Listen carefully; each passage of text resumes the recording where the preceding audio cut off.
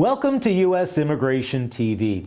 Now, in a previous video, I discussed President Biden's immigration proposal, which included a pathway to legalization and the eventual citizenship for the approximate 11 million undocumented immigrants who are now living in the U.S. And I encourage all of you to watch that video for the details of that proposal. It's now in Congress, but it hasn't moved forward as of now. But as a result, the Republicans and the conservatives were quick to criticize and oppose any form of amnesty. Now, as you know, they think that because undocumented immigrants have broken the law by overstaying, they should all be deported. Now, President Biden put a 100-day stay on or pause on deportations, and then Texas sued and got an injunction. But I believe that deporting 11 million people is just simply cruel, inhumane, and it's impractical. I'll discuss some of the common claims and arguments made by conservatives, as well as these myths and misconceptions about immigrants, and explain why those claims and arguments are just not accurate. Then I'll explain why deporting 11 million undocumented immigrants is just not logistically feasible. Now, if you are out of status, I hope this video will give you hope and inspiration. If you know somebody who is out of status, I hope this video helps you understand their situation better and that you can share this video and subscribe to this channel. Now, let's go through it. What are some of the arguments for deporting or removing people, and why are they inaccurate? One of the first arguments are that undocumented immigrants will take jobs away from U.S. workers. Now, contrary to that argument, undocumented immigrants are already working, and they commonly take jobs that not many Americans are willing to accept, such as caregivers in the agricultural healthcare.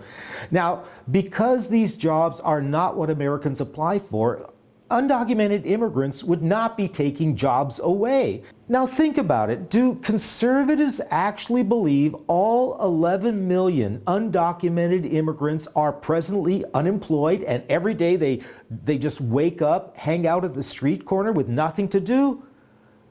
They are among the most hardworking individuals I know. I had clients who hold 2 or 3 jobs just to make ends meet and support their families.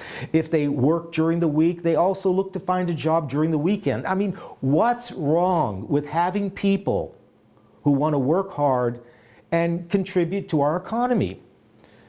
Another argument made by conservatives is that immigrants are a drain on the economy and are being subsidized by taxpayers. In truth, immigrants pay billions of dollars in taxes. Now, even though they're not authorized to work, undocumented immigrants make every effort to pay taxes, but they can't get a Social Security number. So even so, they try to get an ITIN number just so they can pay their taxes. And of course, many have to work under the table only because they're unable to pay the taxes. If they are legalized, I know they will gladly pay taxes, and that could result in hundreds of billions of dollars of additional revenue for the government. Now, according to the Congressional Budget Office, undocumented immigrants pay billions of dollars per year into the Social Security system. But if they retire, they cannot collect Social Security benefits. So they're practically subsidizing Americans and American Social Security benefits. In addition, they spend billions of dollars per year, which supports the U.S. economy and helps create new jobs.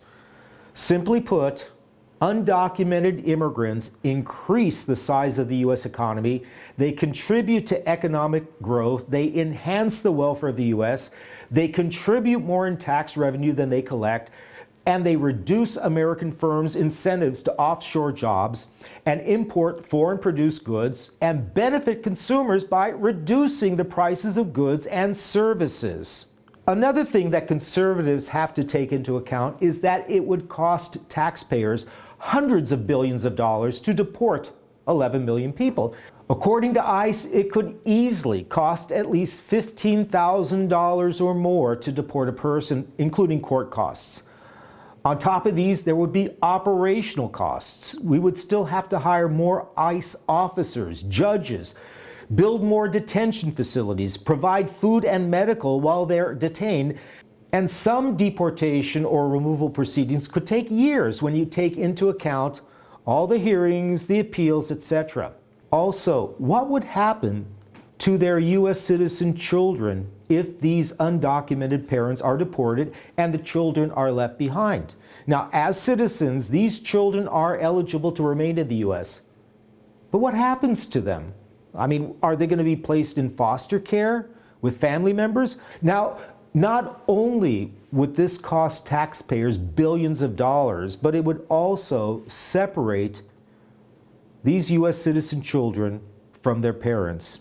But putting aside exactly how conservatives plan to identify, gather up, and deport 11 million people, there are also legal aspects on deporting or removing people. The government simply cannot go out into communities across the U.S., pick up people and take them to the airport or border, and then send them home to their home country. They're entitled to due process and their day in court.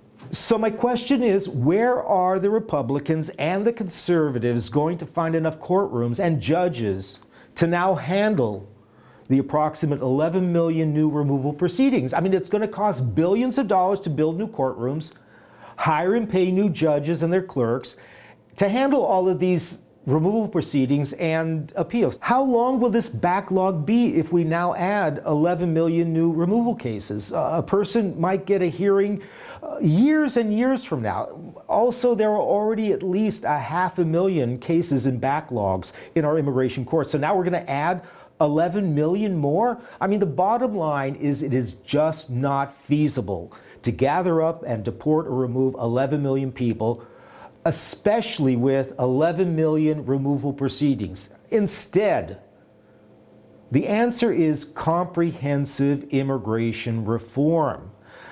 The Republicans and the conservatives just have to take a step back, use common sense, use compassion.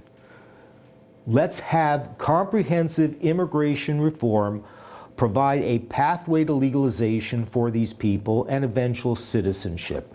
Now, we will continue to monitor developments on immigration reform, and my office stands ready to help these people finally realize their American dream. I mean, I know all they want is a chance. They've waited so long, sacrificed so much, and America was founded on the principle of being a nation of immigrants, where even the Statue of Liberty declares America's welcoming the tired, the poor, the huddled masses.